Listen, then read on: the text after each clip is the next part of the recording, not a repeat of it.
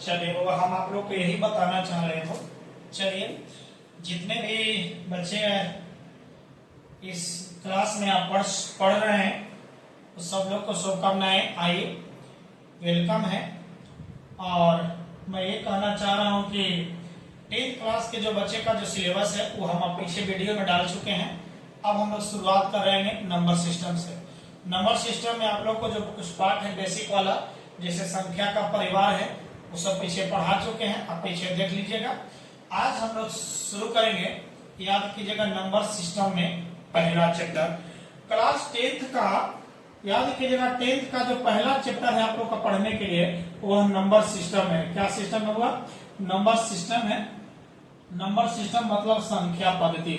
संख्या पद्धति में जो आप लोग को बताया गया है, संख्या का परिवार पूरा डिटेल्स कर करके हमको सम संख्या, विषम संख्या, सब चीज भाज्य आवास उधर क्लियर कर चुके हैं, उधर तक कर चुके हैं। उसके बाद हम लोग आज पढ़ेंगे 10th क्लास में पहला जो चैप्टर है, 10th क्लास का 1.1 जो चैप्टर है, चैप्टर नंबर जो 1 में है, चैप्टर नंबर 1 में है, 1.1 में पहला नंबर याद कीजिए, थ्योरी से जो शुरुआत है, भाग एल्गोरिदम या यूक्लिड विभाजन प्रमेय का वो क्या है समझने का प्रयास कीजिएगा, कैसे निकलता है। यूक्लिड विभाजन प्रमेय का में आइएगा, पहले बउआ समझिएगा, हेडिंग डालिए, यूक्लिड विभाजन प्रमेय का, विभाजन प्रमेय या प्रमेय का कहेंगे, या इसी को कहेंगे यूक्लिड विभाजन एल्गोरिथम, इसी को कहेंगे यूक्लिड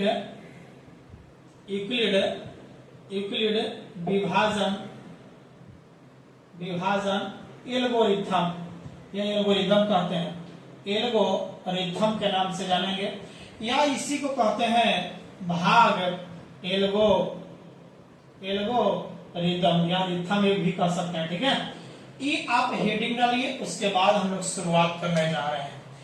ये क्या होता है यूक्लिड विभाजन प्रमेय?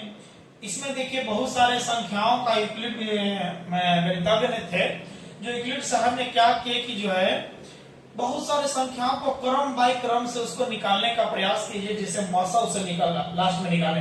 हम इसको बताने का पहले प्रयास करेंगे। मान लो कि वह कोई संख्या, चलो हेडिंग डाल दिया ना, मान लीजिए माना कि कोई संख्या a है, कोई संख्या को ले लिया हुआ, कोई संख्या a है। जब इसको में ये संख्या में हम भाग कर रहे हैं, कोई संख्या a है जिसमें हम b से भाग कर रहे हैं, किसे भाग कर रहे हैं? b से भाग कर रहे हैं।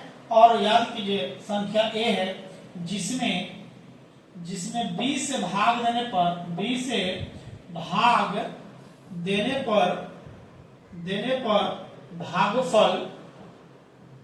भागफल q एवं शेषफल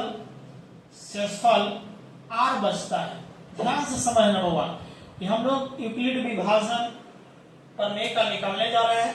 अब कंडीशन समझो होगा, यदि हम कहते हैं कि कोई संख्या a है, एकरा में भाग के करा से कर रहे हैं, b से भाग कर रहे हैं, तो भागफल क्या मिल रहा है? q, और शेषफल क्या बच रहा है? r। अर्थात यूक्लिड विभाजन एल्गोरिथम में यही बात जो है, इसको समझने का बात कीजिएगा। इसका नाम भाज्य है, पीछे पढ़ा चुके हैं, भाज्य है। इसको क्या कहोगे? भाजक। इसको क्या कहोगे? भागफल। और नीचे वाला को क्या कहते हो? शेषफल के नाम से जानते हो। अब यहां से जब चलोगे तो हम आपको बता चुके हैं, चूंकि याद कीजिए भाग विधि में हम लोग नियम सीखे थे, फार्मूला है भाज्य बराबर माने एकरा मानने के लिए भाग कब सही होगा? जब एकरा गुना करके एकरा जोड़ेंगे, बीच वाला आ गया तो समझेंगे कि वह भाग सही हो गया। तो भाज्य बराबर भाजक गुना भागफल और जोड़ेंगे केकरा? शेषफल को। ठीक है, शेषफल को जोड़ देंगे। अब शेषफल को जोड़ेगा तो भाग बताइए कितना है? a है, कोई बात नहीं। भाजक कितना है होगा? b है, गुना भागफल क्या है, क्यू है, और बताइए आर, शेषफल कितना है, आर।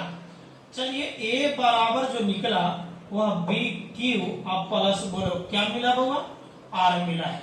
यह एक फार्मूला मिला है, लेकिन एक याद कीजिएगा जहां जो होना चाहिए, जहां आर का जो मान है मान शेषफल। अच्छा बताइए भाग करने के बाद में आपका शेषफल या तो जीरो बच जाता आता है ना, माइनस में तो नहीं आता है, जीरो बच जाता है, और नहीं तो जीरो से मान 1 2 3 कुछ भी बचता है। मतलब है कि आर का मान मान शेषफल का जो मान है वह जीरो से बड़ा, ध्यान देना बहुत इंपॉर्टेंट है, जीरो से कुछ होगा बड़ा हो जाए, और नहीं तो हो सकता है जीरो से क्या हो गया बोलिए, बड़ा हो गया, कोई दिक्कत नहीं हो गया। जब जीरो से बड़ा मिलेगा और नहीं तो जीरो के बराबर भी, आर का मान जीरो भी हो सकता है और नहीं तो आर का मान जीरो से बड़ा। इसके मतलब क्या समझते हो, जिधर मुख खुला हुआ है वह बड़ा होगा, और जो याद कीजिए भोकाल है माने भोकले है, देखिए आर भोकले है जीरो के, मतलब यह छोटा है, लेकिन आर तरफ मुख खोला है मतलब बड़ा है, मतलब जीरो का बराबर का चिन्ह। आर का मान या तो जीरो के बराबर शेषफल होगा, जीरो हो सकता है, और नहीं तो बड़ा हो सकता है, जीरो से बड़ा 1 2 कुछ हो सकता है। लेकिन भाग हमें आर का जो मान हमेशा यदि बी और आर बराबर हो जाएगा तब तो समझ जाएंगे कि शेषफल जीरो हो जाएगा, क्योंकि भाग लग जाएगा। लेकिन याद तो एकरा से छोटा रहना चाहिए, इसे छोटे रहता है ना, तो याद कीजिएगा इसीलिए बी से क्या होगा, छोटा होगा। याद कीजिए मतलब बी बड़ा होना चाहिए लेकिन आर छोटा, माने बी भोकले है, आर को छोटा हो जाएगा। यह इसी का नाम है यूक्लिड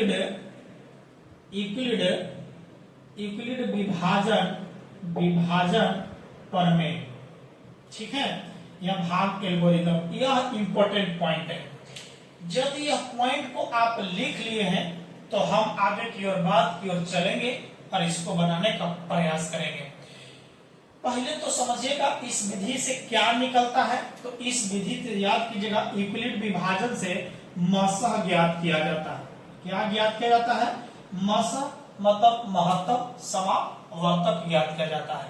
तो महत्तम समापवर्तक होता क्या है उसकी जानकारी अब लेना पड़ेगा, फिर आएंगे, फिर हम लोग समझेंगे। जब महत्तम समापवर्तक निकलेगा तो हम लोग लसा और मसह भी पढ़ लेंगे, तब इसको आगे के बढ़ेंगे।